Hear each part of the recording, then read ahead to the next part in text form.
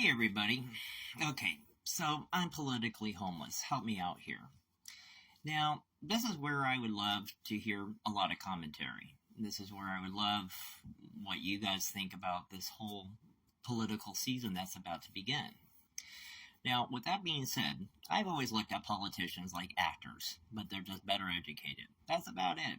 I mean, if you look at how many actual entertainers who are in the political arena since way back when, it's interesting to me. Some of them are quite intelligent and actually have done a really good job. Some were just puppets, and well, as far as I recall, even with Reagan, at one point they actually said he can remember his lines and he will iterate whatever it is that we want him to expand on. So, in a lot of ways, a lot of these politicians can be puppets, and some are just rogue, like Trump, and just do whatever the hell that they want to. And they put people within their circle that will help them achieve whatever goals that they have at that point. Now, when I first voted, I voted for Clinton, and I thought Clinton actually did a really good job. Yeah, he had a few missteps, but I still thought he was an overall good president. I thought Obama was going to be a breath of fresh air, but in actuality, he brought more war and more destruction than any other president prior to him. And then we also have the fact that he was, as far as I'm concerned, he was a Wall Street Republican in Democrat face. Then we have the great fight between Hillary and against Trump. Let me see. Once again, the lesser of two evils here.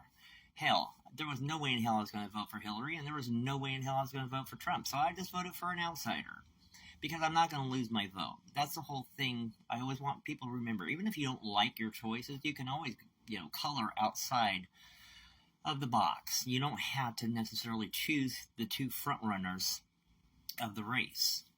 And that's where I feel like I'm stuck again. The lesser of two evils? No. Because in regards to Trump, I think with everything that he's going through right now, I have a feeling that with all the money that he's spending on his legal right now, and like I just said, it was, in the last video, it's at 50 million now, pretty much.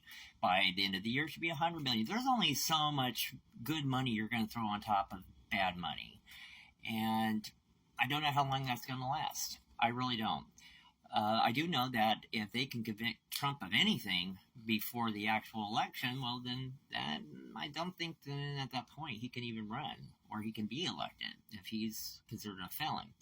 But I don't know. I'm sure his attorneys are probably going to make all of these charges stretch out as far as they can, far past the election, which is probably very possible. But we're here again. Where is this getting us just voting for one or the other? There's just too many problems that just keep on coming. We don't have term limits. The collegiate vote, to me, something has fundamentally had to change with government at this point. I don't know. I see this collapsing within itself because this just isn't working anymore.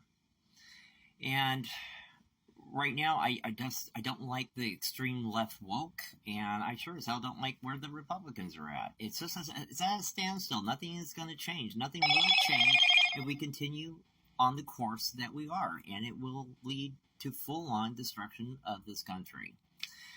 Now, with that, I don't know. I don't know what's going to actually change this country. More than likely, probably a collapse again. That's what usually that or war. And that's my biggest fear, because what tends to bring this country together, I've seen over the years, if not decades, is war. And war also brings incentive for jobs and for people to be patriotic. And at what cost?